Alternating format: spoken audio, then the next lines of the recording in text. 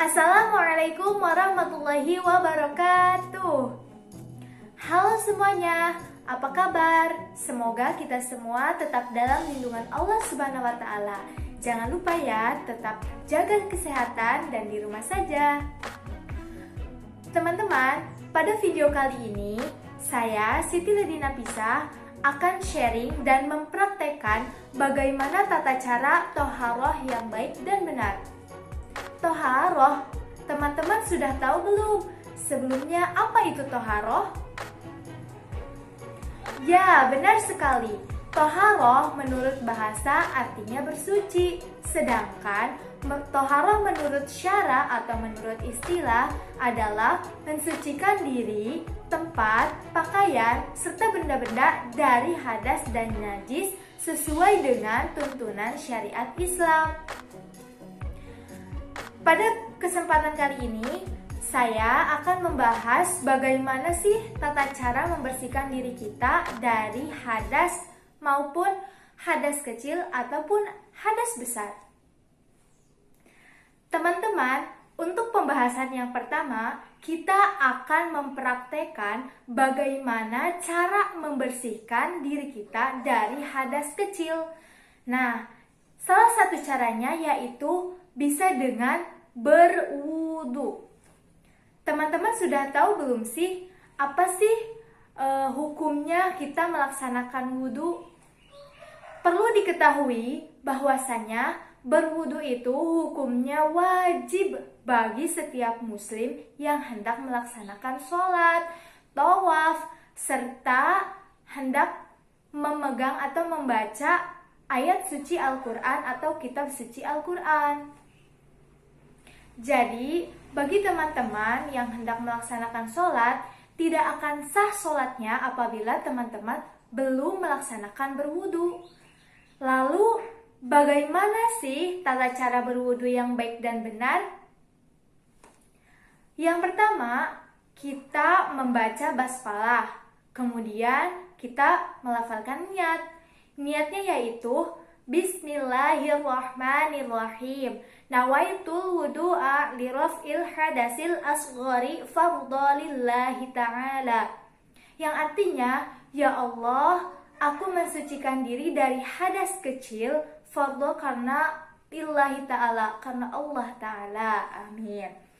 Setelah itu, kita membasuh kedua tangan kita. Nah, ketika membasuh tangan kita bisa mengucapkan doa Alhamdulillahilladzi ja'ala ma'a tahura. Kemudian, setelah membasuh kedua tangan kita, tentunya kita harus membasuh sampai ke sela-sela jari kita ya. Jangan sampai hanya sekedar basah saja, tapi jari-jari, sela-sela jari kita juga harus terkena air. Setelah kita membasuh tangan, jangan lupa untuk berkumur dan intisar. Artinya kita memasukkan air berkumur-kumur dan juga memasukkan air ke hidung, intisar. Kemudian mengeluarkannya dengan menggunakan tangan kiri. Seperti itu. Setelah itu, kita membasuh wajah kita. Nah, teman-teman sudah tahu belum? Apa saja sih yang menjadi batasan bahwasanya dalam wajah itu batasannya apa saja? Nah, batasan wajah kita itu dari tumbuhnya rambut sampai ke ujung dagu.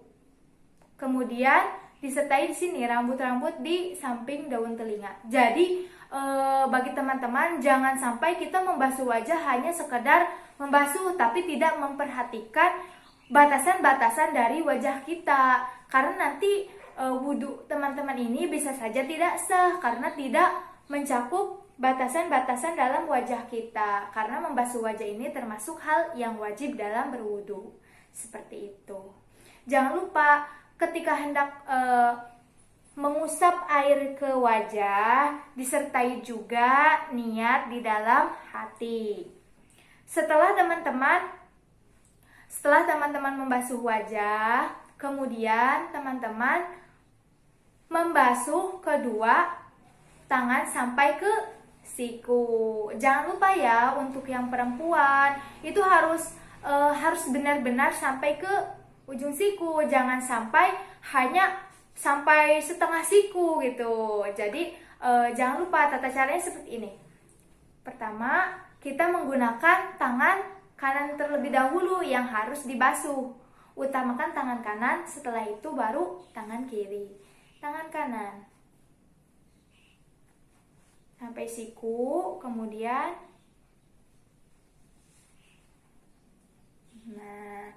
kemudian yang kiri. Nah, seperti itu.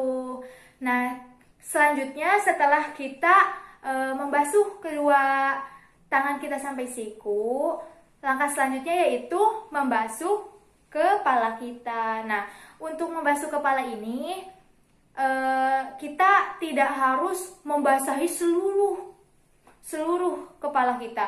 Namun kita bisa memastikan bahwasannya air tersebut sampai ke ubun-ubun. Jadi jangan sampai yang khususnya untuk wanita nih biasanya kan yang rambutnya panjang biasanya nih. Jadi harus bisa memastikan bahwasanya air tersebut sampai ke merasuk ke ubun-ubun kita, seperti itu. Nah, kemudian langkah selanjutnya yaitu membasuh kedua telinga kita. Nah, teman-teman sudah tahu belum nih seperti apa? Akan saya praktekkan. Yang pertama, kita letakkan jari telunjuk kita di tengah-tengah. Kemudian jempol kita ini tugasnya untuk memutar. Jadi dari bawah ke atas. Nah, seperti ini. Oke? Itu dilakukan sebanyak 3 kali ya. Setelah itu kita membasuh atau mengusap kaki kita sampai batas mata kaki. Nah, ketika kita hendak melaksanakan tersebut, kita harus memperhatikan sela-sela jari kaki kita. Misalnya kan ini jari. Kita harus memperhatikan sela-sela jari kita. Jangan sampai kita hanya mengusap kaki hanya dengan gini saja. Tapi kita harus menyela-nyela jari kita dengan menggunakan jari kelingking kita. Seperti ini.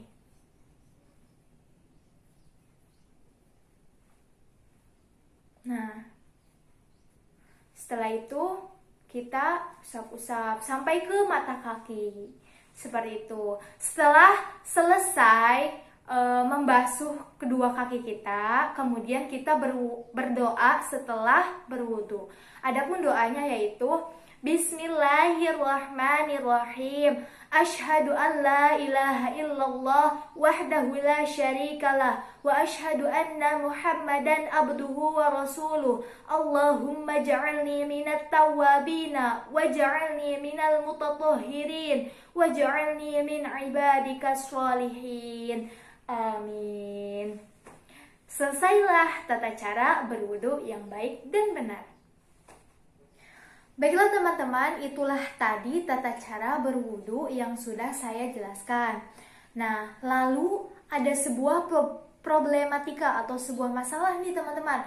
Bagaimana jika di sebuah kampung atau perdesaan itu sedang melanda kekeringan?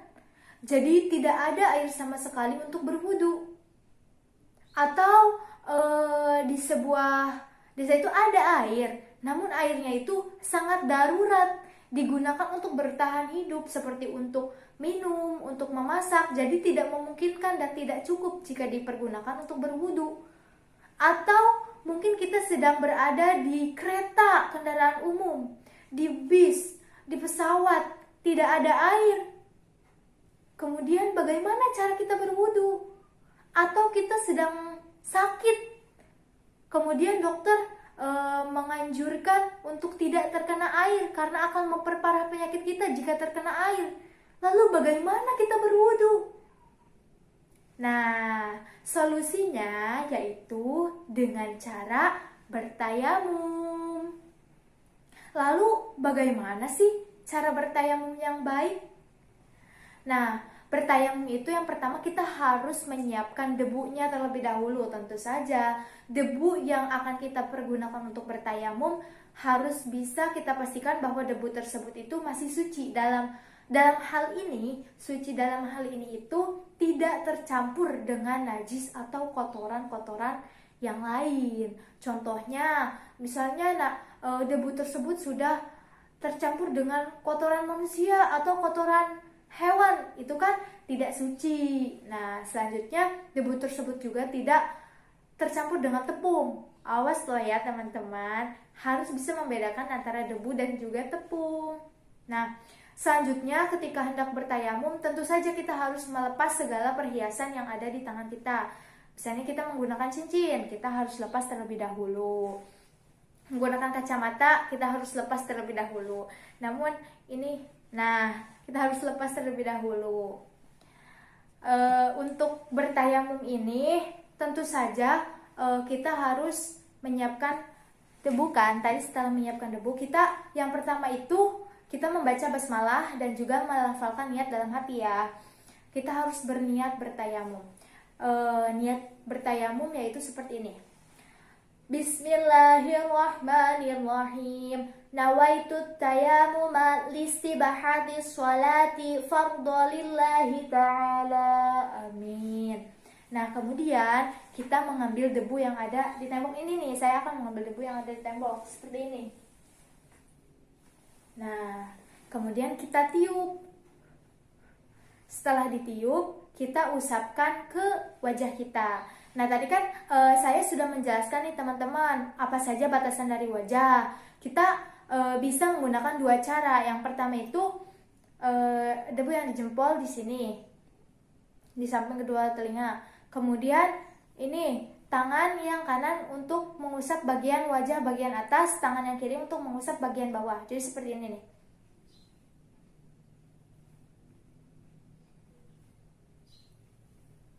Nah, itu cara yang pertama.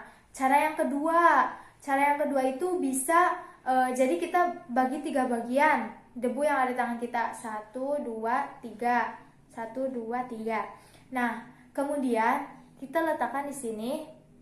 Jadi debu bagian pertama ini kita untuk mengusap sampai sini, kemudian atas, kemudian ke tengah sini. Seperti ini nih.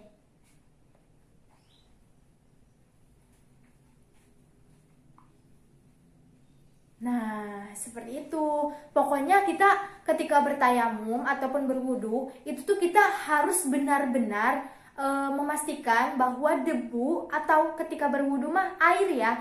Ketika berwudu itu air. Nah, debu atau air tersebut tuh benar-benar merata gitu sampai batasan-batasan di wajah kita gitu.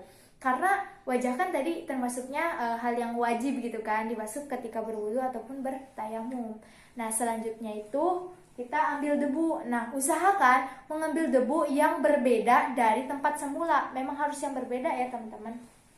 Saya tadi kan di sini, sekarang di sini. Nah, tiup. Kita mengusap bagian tangan, kedua tangan kita sampai ke siku. Nah, untuk mengusap tangan juga kita bagi 3 bagian debu. Jempol, bagian tengah, bagian sini. Jadi yang pertama kita usap bagian tangan kanan. Seperti ini. Jadi nih sampai sini ya tengah. Jadi sini nih. Bagian sini, tengah, sini. Jadi pertama gini.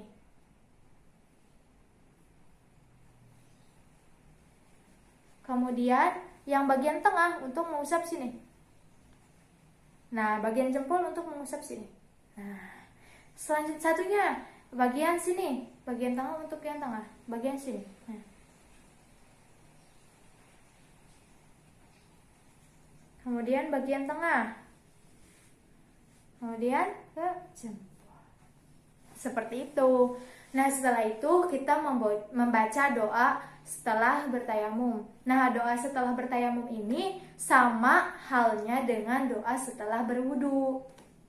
Yaitu doanya Bismillahirrahmanirrahim. Asyhadu an la ilaha illallah wahdahu la syarikalah wa asyhadu anna Muhammadan abduhu wa rasuluh. Allahumma ij'alni minat tawwabina waj'alni minal mutatahhirin waj'alni min ibadika sholihin. Amin. Teman-teman, itulah tadi tata cara untuk menghilangkan hadas kecil, yaitu dengan cara berwudu dan bertayamum. Lalu, ada tidak sih doa usai kita beristinja? Nah, beristinja itu kan pasti sering kali kita lakukan, baik itu buang air kecil ataupun buang air besar. Ternyata ada doanya loh teman-teman. Doanya seperti ini. Bismillahirrahmanirrahim. Allahumma hasin farji minal fawahish wa zahir qalbi minan nifaq. Amin. Nah teman-teman, itulah tadi tata cara membersihkan diri kita dari hadas yang kecil. Lalu bagaimana cara membersihkan diri kita atau bersuci dan toharoh dari hadas yang besar? Nah sebelum itu teman-teman harus tahu dulu nih, apa sih penyebab kita diharuskan untuk melaksanakan mandi junub atau mandi wajib? Sebab-sebabnya yang pertama, ketika selesai haid atau menstruasi, tentunya bagi wanita dong. Nah, yang kedua, ketika setelah keluarnya mani atau setelah mimpi basah bagi laki-laki. Yang ketiga, ketika selesai nifas. Dan yang keempat itu ketika usai melakukan berjima atau melakukan hubungan suami istri. Nah, hal-hal tersebut diwajibkan untuk mandi junub atau mandi wajib. Adapun niatnya, nah tata caranya bagaimana? Yang pertama tentu aja niat dong. Nah, niatnya bagaimana nih teman-teman? Ada yang sudah tahu? Nah, dalam melaksanakan mandi junub ini ada satu niat yang ini tuh sudah mencakup ke semuanya gitu. Boleh melafalkan niat ini, yaitu niatnya nawaitul ghusla li raf'il hadatsil akbari fardha lillahi ta'ala. Amin. Itu tuh sudah bisa mencakup ke semuanya gitu kan. Namun ada juga niat-niat yang lebih spesifik nih. Contohnya ya, niat ketika akan hendak melaksanakan mandi usai haid, niatnya berbeda seperti ini. Nawaitul ghusla li raf'il hadatsil haidil fardha lillahi ta'ala. Itu niat ketika usai haid atau menstruasi. Kemudian niat ketika usai nifas bagi perempuan.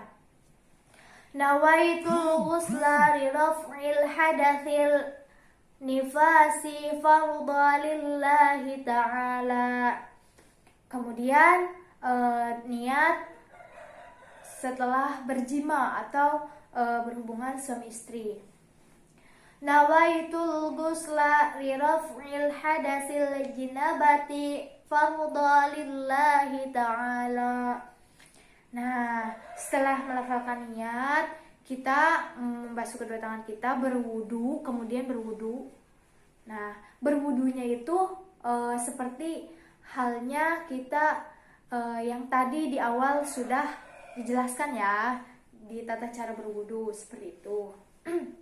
Kemudian setelah berwudu, kita membasuh, kita mandi dengan cara membasuh terlebih dahulu pori-pori atau ubun-ubun yang ada di kepala kita. Usahakan kita membuat rongga-rongga ya. Untuk bagi yang perempuan nih, biasanya kan rambutnya panjang, jadi membuat rongga-rongga di rambut kita supaya air benar-benar masuk ke seluruh kepala kita gitu. Kemudian usahakan kita mandi dengan mendahulukan bagian tubuh yang sebelah kanan, kemudian baru yang sebelah kiri. Mandi, pokoknya intinya kita harus memperhatikan bagian-bagian tubuh yang sekiranya seringkali luput dari air gitu. Misalnya sela-sela jari kita, kemudian bagian ketiak, itu benar-benar harus diperhatikan gitu. Kemudian di sela-sela kaki, itu jadi pokoknya seluruh tubuh kita harus benar-benar terbasahi atau terbasuh oleh air.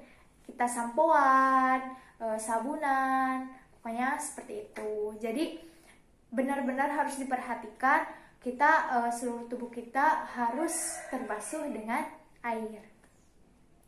Nah, itulah tadi. Jadi teman-teman udah bisa menyimpulkan dong dan sudah bisa mendapat pelajaran dari video kita kali ini mengenai toharoh, mensucikan diri, khususnya mensucikan diri dari hadas kecil maupun hadas besar. Semoga video kali ini dapat bermanfaat untuk teman-teman semua. Terima kasih atas perhatiannya. Kurang lebihnya Lady mohon maaf. Billahi taufik wal hidayah. Wassalamualaikum warahmatullahi wabarakatuh.